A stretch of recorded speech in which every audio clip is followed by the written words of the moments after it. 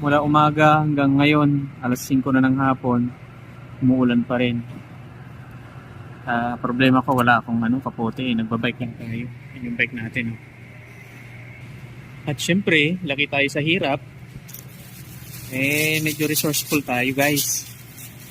Naalala ko yung mga ginagamit namin dati sa bukid na galing sa supot ng abono na ginagamit sa palay. Oh yeah, I'll go the other way later on. Ayun guys, itong kinuha ko na to ay yun yung ginagamit namin na pambalot sa mga gulong, yung tire bag. Oh, yeah, okay. Ayan.